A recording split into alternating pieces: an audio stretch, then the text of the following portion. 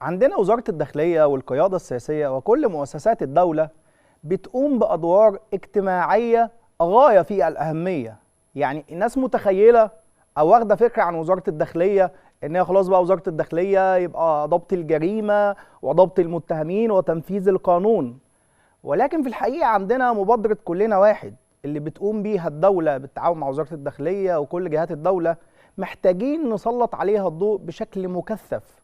ناس كتير جدا ما تعرفش الأماكن اللي موجودة فيها المبادرة والمنافذ بتاعة المبادرة، وده شيء مهم جدا لأن هو ده اللي بيهم المواطن المصري. أنا أهم شيء عندي إيه؟ إن أنا أحصل على الخدمات الغذائية وأحصل على احتياجاتي اليومية بسعر بسيط ومخفض، وده بالفعل موجود من خلال مبادرة كلنا واحد. هنشوف دلوقتي مع بعض تقرير للمبادرة، وأوعدكم إن شاء الله الحلقات الجاية إننا هننزل على أرض الواقع نغطي أماكن المبادرات، نسجل مع الناس، نعرف أسعار السلع من خلال برنامج مع المستشار.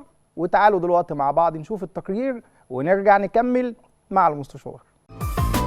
السيرة الحلوة اللي بتفضل للواحد على قد ما يمشي، يعني اعمل خير وانت هتلقى الكل بحبك راح يمشي. السيرة الحلوة اللي بتفضل للواحد على قد ما يمشي، يعني اعمل خير وانت هتلقى الكل بحبك راح يمشي. استكمالا للنجاحات التي حققتها مبادرة كلنا واحد في تخفيف الأعباء عن كاهل المواطنين، وبعد اجتماعات مع كبار الموردين والمصانع وأصحاب السلاسل التجارية، أطلقت وزارة الداخلية فعاليات المرحلة 26 من المبادرة تحت رعاية السيد رئيس الجمهورية، تزامنا مع قرب حلول عيد الأضحى المبارك اعتبارا من الأول من يونيو ولمدة شهر، لتوفير كافة أنواع السلع الغذائية وغير غذائية للمواطنين بأسعار مخفضة، وسط تأكيدات من المشاركين فيها بتحقيق الوفرة في المعروض وبالتخفيضات المعلنة.